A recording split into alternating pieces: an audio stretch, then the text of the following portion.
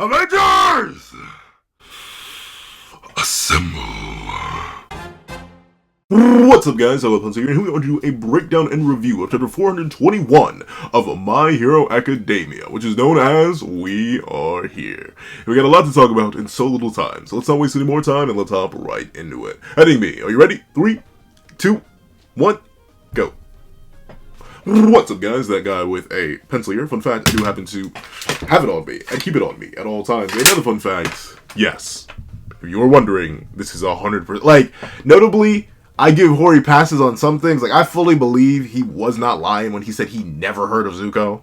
And he, like, never, ever. And like, you can even tell by how the Endeavor story ended up working out in contrast to the Zuko story. And the fact that Zuko is the younger sibling versus Dabi being the older crazy sibling. Like, there are enough differences between Zuko and Azula. Well, no. There are enough differences between the Zuko, what? English! There's enough differences between the Fire Nation royal family and the Todoroki family subplots. From how the fathers are treated, to how the crazy siblings are treated, to how the siblings are treated. Like, everything is different. Then I fully believe that Horikoshi just never heard of Avatar. It'd be like that, would it be like that. But this one, yeah. Like, don't get me wrong, it fits within the context of the series itself, and that's why I leaned to rock with it anyway, but this is clearly, like, this is obviously meant to be an Avengers Endgame reference. Like, down to the portals appearing, everyone, and they mama coming out, whole bunch of generics, whole bunch of randoms, like, I would... If I'd give $5 to anyone who can name literally every single character on this page. I cannot. I got Sero, Kami, Meat Guy, I don't know, Kendo, Pony, Aoyama, I don't know, Ojiro, I don't know. Oh, I think that's 13. Koda, I don't know, Shoji, Aizawa, Midoriya, like... I just read my code Gentle. I did not peep that in the live reaction. Check it over on Patreon for those $1 a month. You can remember for those $3 a month to check out the 17-minute live reaction of this very chapter. But with it being the case, my code Gentle. I didn't realize he was here. That's right. He's looking gentle. I'm so happy he's right here. And also, we got my other goat. Forget the rest of them. The randoms, the fodder, the irrelevant. Look at him. I want you to look at him. Look at Kugel's talking about it, bro. Look at my goat gang orca.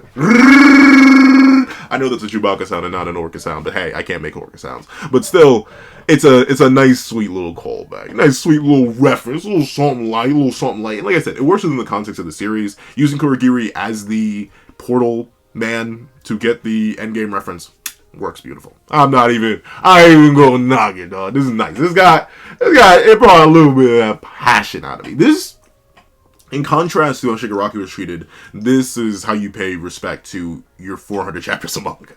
Bring back literally every single character to ever character. And we even get some sub-drops and reveals, not reveals, but like returns that I really was not expecting. So overall, on that aspect, this chapter is literally perfect. Another aspect that I do kind of like is that All For One's just empty.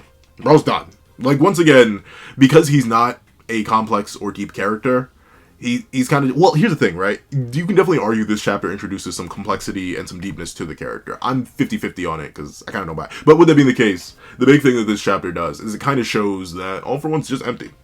Which has already been hinted at. Like, he literally said, well, time for the meaningless goal of world domination, because he's just following the idea of a villain archetype. But he's like, hey, I lost Yoichi. One for All's destroyed. This world has no value to me anymore. And honestly, ain't none of y'all all my for real. So I'm kind of just done. And we see him transform into this nebulous conglomerate of flesh and quirk and monster and bone. Like, it's very much talking about the emptiness and the wrongness and the inhuman nature of All For One. He, once again, is much more a force of nature, an architect, rather than, like, an active character. And you can tell that by how he has no connection to anybody here. He, like, barely even acknowledges Midoriya in this chapter. Like, Midoriya is his biggest threat, and he doesn't really care. And with that being the case, he kind of just becomes a background accent piece that everyone attacks. But, like I said, he's not really invested. he kind of built like me for real, where he's not really invested in a lot of these characters. Like, he doesn't know them, and they're all fodder. Like, he's literally a deity of deities right now. As he even says, clean sweep, he wipes them all. And the heroes didn't realize, golly, gee willikers, man. We just need dozens of heroes to wipe away one attack. We're really not those guys for real. Which makes sense. Once again, you kind of run into the whole... ironically enough, the opposite issue of Endgame, where Endgame had a whole bunch of fodder enemies for our fodder heroes and ensemble cast of heroes to fight. All we have is All For One.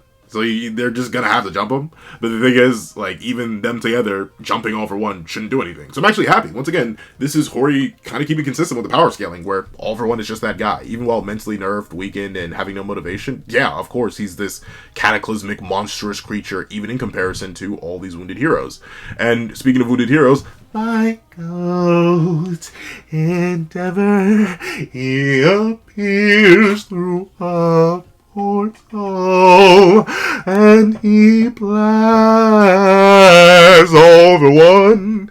He tears him with his son. And I love it. I love it.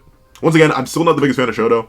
It's something I was talking about a little bit in the live reaction. We can check it over on Patreon for a little month and become a member for a little studio to check out the live reaction. But with it being the case, it was something that I've kind of always been thinking about. It's always been in the back of my mind. Like, I think I feel about Shoto and this back section of MHA like a lot of people feel about JJK right now. The idea that, like, oh, JJK's falling off, it's whack, it's this, it's that. And how I don't see that in JJK, I see it in MHA, but a lot of other people don't see that in MHA. A lot of people have been loving this past run of MHA.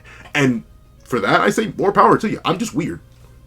I don't know. I just like Shigaraki more. So Shigaraki being reduced to a 9 character, I don't really like Over One that much as a character, and especially now as a final antagonist who clearly doesn't care about any of these people, who definitely care about stopping him. I kind of don't really like much of these characters in the cast. I like Endeavor. I do like Shoto. You know, that's the thing. I'm more indifferent to Shoto. I don't, like, here's the thing about MHA. I don't dislike any of the cast. Like, literally any of them. Like, I like, except for Mineta, I guess. But, like, even then, he's been standing on business, so I can't really disrespect Mineta. It's a cast I feel mostly indifferent to, and it's the same way. It's weird. I don't necessarily like All For One, but I find myself identifying with them, where it's like, y'all just a bunch of randoms. Ain't none of y'all all my for overall. Y'all can't do nothing to me.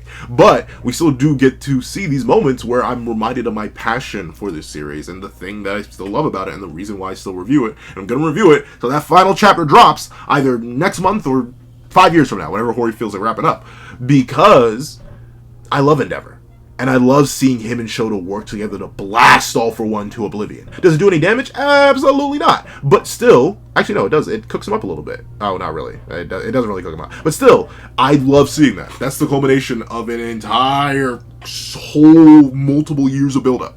Beautiful. Getting to see them work together. Getting to see everyone use their quirks in unique ways, stockpile on top of each other. Seeing 13 seeing 13 ride Watchdog in order to set up Black Hole, and for All For One to be grabbed by the meat guy, and also I think something else. I'm not even sure what this one is, and to get stun locked by Kugo Sakamata getting Orca. Beautiful. To see Burnin come in and cook, working away and redirecting one of All For One's massive scale attacks. Like, this is good stuff. It's good. It tickles my bones, gosh darn it. That makes absolutely no sense. But still, I do like that. So, this chapter, it reminds me of my passion, right? Like, it reminds me of why I still like the series, enjoy the series, and cherish the series, even in spite of how much of the elements I've grown disfond of. And another thing that I do like about this chapter is that we do come full circle.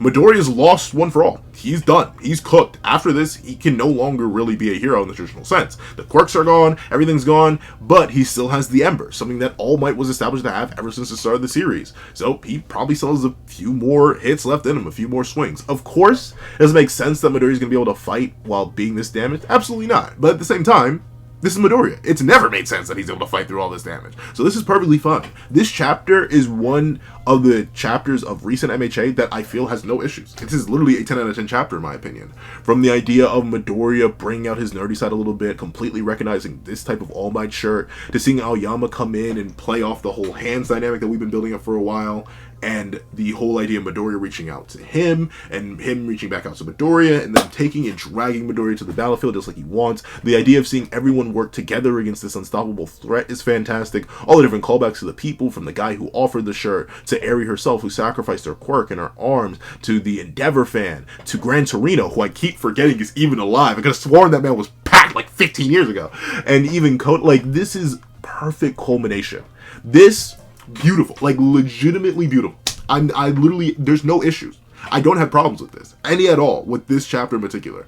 If I, once I start to just divert any previous issues that have been set up or established in previous chapters, this is perfect. Like, notably, this is one of my favorite chapters of My Hero Academia because it feels like a celebration of the series. Like, we get to see all these different characters, all these different arcs, all these different quirks, all these different people with all these different backgrounds and ideologies getting to slam themselves up against the big bad villain. It's just like Endgame in the sense that, did we really know 20 whatever year, like 2012 Thanos as a character? No, not really. Did we really know half the fodder, or 3/4 of the fodder, or 7/8 of the fodder, or 9/10 of the fodder that showed up to fight for Thanos, or 9/10 of the fodder that showed up to fight for the good guys? Absolutely not. Does any of that matter? No. Because it's cool. So, like, I do like that. Do I kind of wish that this was just Shigaraki? Absolutely. But that's not happening. I'm gonna get over myself in that sense. Shigaraki was never meant to be what I thought he was. I've said it before and I'll say it again. Hori may have somewhat wasted my time, in my opinion, by setting up Shigaraki as his own character, but he was always a meat puppet that was meant to be saved. That is the whole story of My Hero Academia. I haven't even started my retrospective or reread of the series, but now looking at it cumulatively, reading other people's comments in the comment section, and my own comment section, other comment section, seeing discussion on the series, really going back and reevaluating everything I've seen, Shigaraki was never meant to be a character. That's just the case. It was always going to be All for One. The only thing I'm interested in is how Midoriya is meant to tackle this. Like, does he not care about saving All for One? I guess not, because technically this isn't All for One. So that's fine too. Once again, everything that Hori is built up to this point has been set up for payoff. Whether it be the relationship between Endeavor and Shoto, whether it be the dynamics between All for One not caring about everybody else and being unable to feel anything except for what he wanted to feel in the first place, which was his brother and or All Might, with the whole idea of all these quirks finally being allowed to clash and set up in these unique ways, to seeing all these characters fight together in ways that only they can against the one man who they don't have to worry about slaughtering because he's basically immortal and indestructible. It's the beautiful idea of that sketchbook idea, that notebook idea. I still remember when Kingdom Hearts 3 had yet to come out, and Remind especially had yet to come out. I was dreaming and waiting and itching and scratching to get that notebook moment. That kind of thing you draw on your notebook and you picture it, where all the Keyblade wielders came together and all jumped Xehanort. We didn't get something too similar to that, but we got something close enough in Remind, and this is this. Every single person who had a favorite character, I mean, like, maybe your favorite character doesn't get a moment in this chapter, but like all the big names do. We get to see at least all the big names. All of Class 1A basically gets to make an appearance except for Bakugo, but Bakugo had his moment. I get why he doesn't show up. But Shoto fans get it. Endeavor fans get it. Midoriya fans get their moment. Sero fans get their... Sero fans! All three of you! You get your moment. Like, everyone gets something. And all the Midoriya fans get especially what feels like the culmination to the character. A man who could never be the #1 hero forever, like All Might was, but a person who ended up becoming the greatest hero, wearing the legacy of the previous greatest hero on his chest and charging forward into battle, ready to take down the ultimate evil. As the chapter itself says, the boy runs, and I have to respect that. We did a fantastic job building to all this. The build-up is there, the execution is here, I like it, and it's a 10 out of 10 chapter. However, that's what I think. Please tell me what you guys think in the comment section down below. If you made all the way to the end of this video, please leave "You Say Run."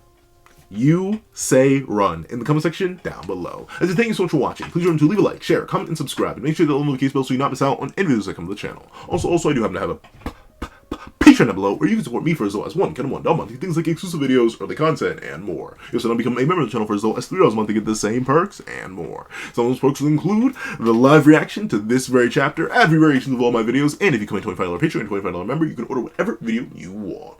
Also, I do have a link to my Ko-Fi description down below, where you can donate to order one video, or do a one-time donation for your boy. Anything, any support would always be appreciated. But I'd like to thank you so much for watching once again, and I hope you guys have a wonderful day. This is Dagger the Pencil, writing off.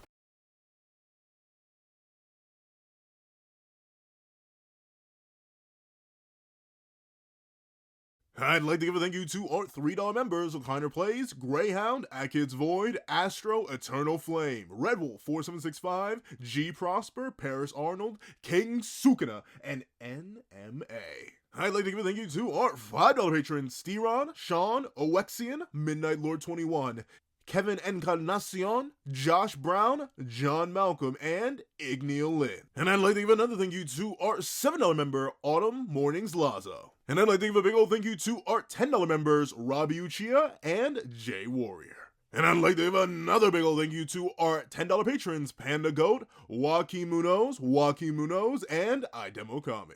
And finally, I'd like to give a big, hefty gargantuan thank yous to our $25 patron, China Doll 09. I'd like to give another gargantuan toe-curling slobba-nabba, dabba-dabba thank you to our $25 patron, Calvin Elder.